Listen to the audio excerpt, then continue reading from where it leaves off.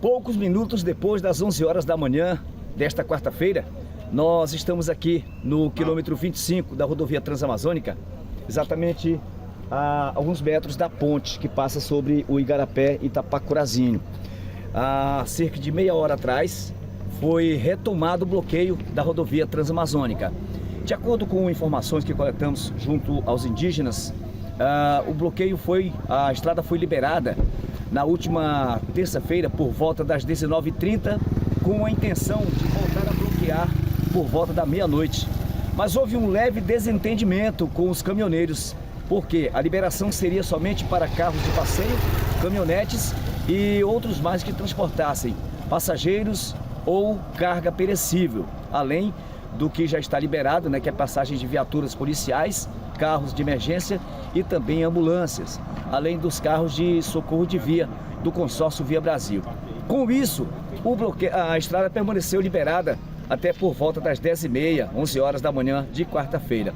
Na sequência, os indígenas tiraram algumas toras de madeira aqui da floresta na margem da rodovia e retomaram o bloqueio. Houve algumas situações, porque alguns caminhoneiros acabaram ficando descontentes, como é normal, devido a esse bloqueio. E um deles protestou porque estava com a esposa grávida e com uma lesão na lombar.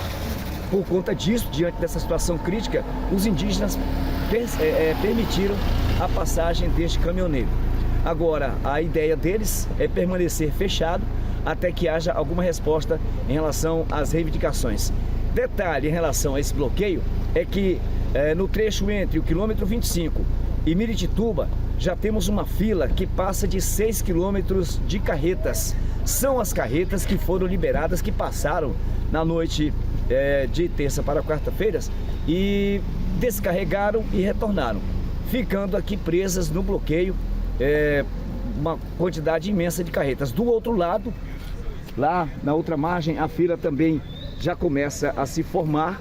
Os indígenas esperam que haja algum desfecho hoje, porém, se não houver nenhuma definição, eles pretendem continuar com esse protesto.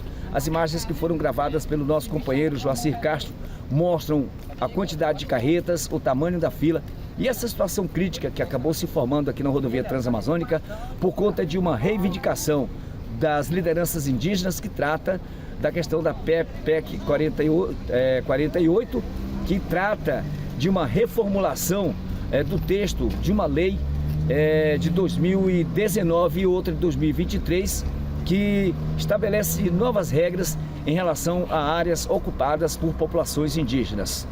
Essa lei, que os indígenas chamam de Lei da Morte, ela, de acordo com os índios, acaba ferindo os direitos das populações indígenas, como restrição de território e também os próprios, digamos assim, o próprio direito de ocupação de áreas indígenas. Além de que, segundo as lideranças, poderá estar sendo negociada a liberação para não índios, para exploração de recursos da floresta, recursos do subsolo e recursos dos rios em áreas indígenas.